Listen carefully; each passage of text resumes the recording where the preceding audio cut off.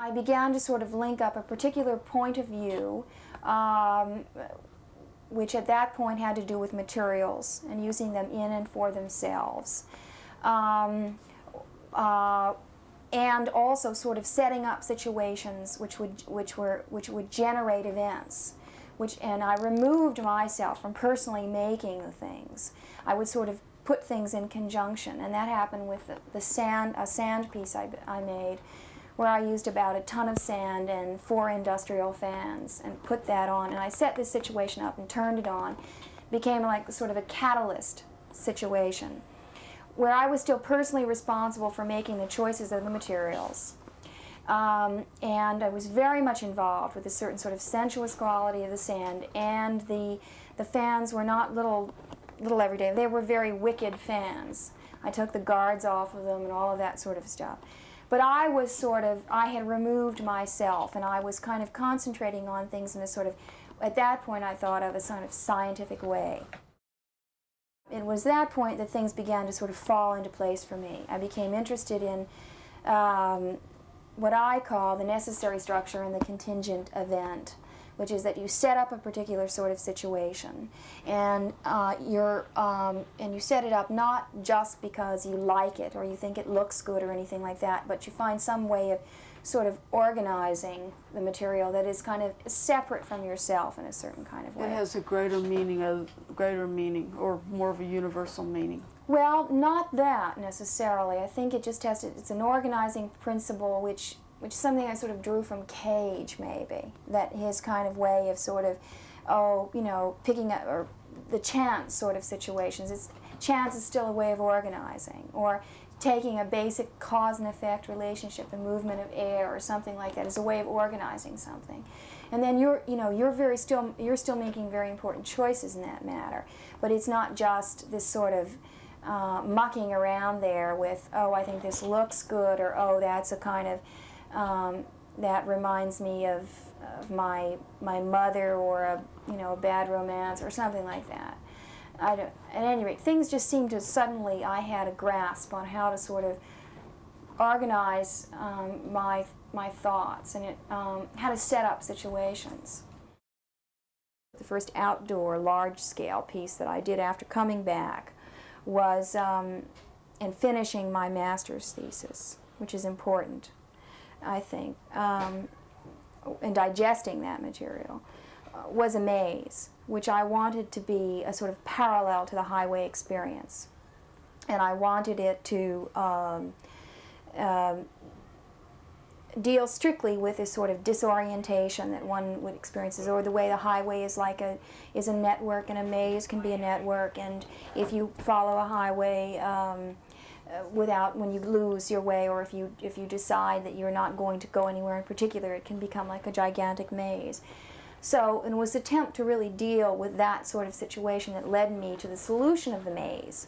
And I had not at first wanted to sort of acknowledge the fact that I had been in Crete and had visited Knossos, where that myth is originated. And I didn't quite know how to sort of let that stuff in, or that the particular maze that I built was very reminiscent of certain sorts of stockade dwellings, and that was sited like a fortification, much like the very Mycenae is up in the hills. And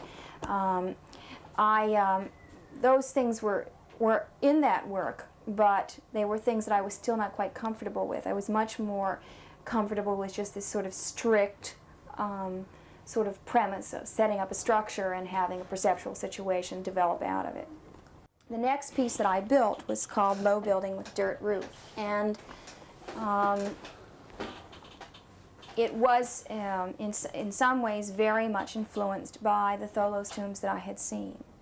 But it was not dug into the hill. It was set on top of a hill and then mounded over, partially because I didn't have the technology to do that, or I didn't feel that I did at that time, and partially because I just simply did not want to mimic another Tholos tomb. I had to begin to try and do something to these pieces that made them different, that did not make them a recreation of, even the sod dwellings that the frontiers people have built and all of that. And I did there in that piece by making it low, by making it very low, so that it was, the entrance to the piece was only 30 inches high, and when you got in, when you went up to the piece, in order to experience it, you had to crawl on your hands and knees inside and then roll around in your belly. And so that it was peculiar. It was not like the past, and it was not like the present, just a regular piece of architecture. It was peculiar in a certain sort of way. I think that they're the most exaggerated kinds of spaces that you can work with, which is one reason for doing it. They're also, and in that exaggeration, they confront you. They sort of have an effect on you as much as you have an effect on them. And you are made very conscious of your movements through it. It just forces you to kind of examine yourself in a certain kind of fashion. And it also is, when I was talking about not wanting to do a piece because it looks good, well, of course, now, I mean, the reason my work looks a certain way is because I have certain tastes.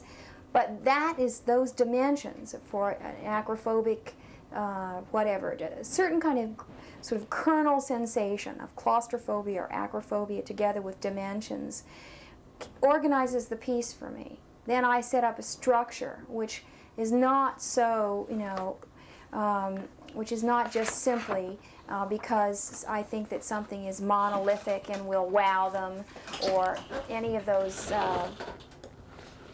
kinds of reasons, but it's something very separate. It has, and very much in terms of, like, say, the human body. So it's kind of an extra sort of organizational method, which hopefully gets me out of good designy architecture and all sorts of things.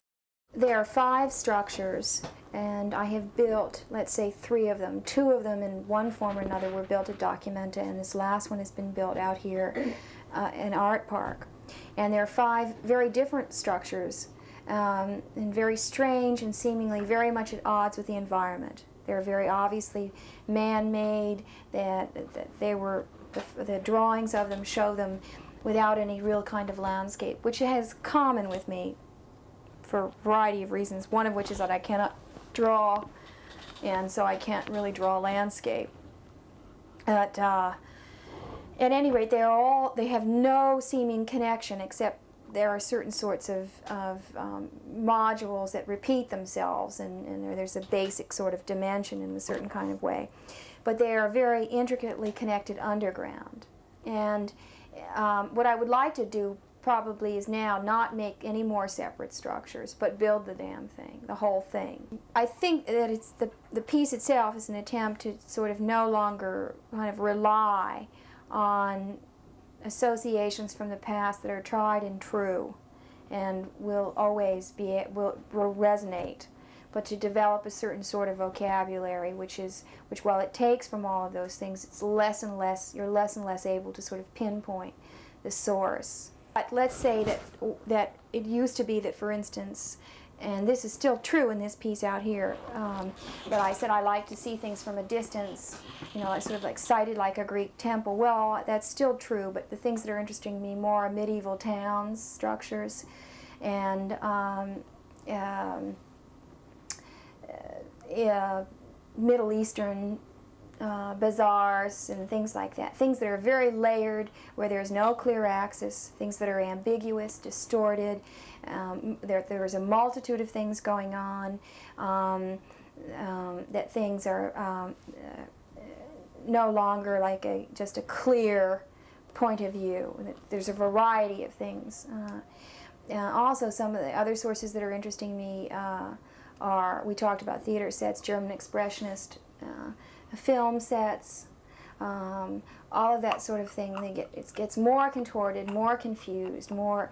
There's yesterday when we were taping, I was talking about being both an actor and a spectator, which comes from something Foucault wrote, where you're sort of both, or you're moving between being an actor and a spectator, which I'm trying to do with my work. But he also talked about having so many associations coming in, so many layers and layers and layers and layers of meaning, that in a sense it loses any specific sort of meaning.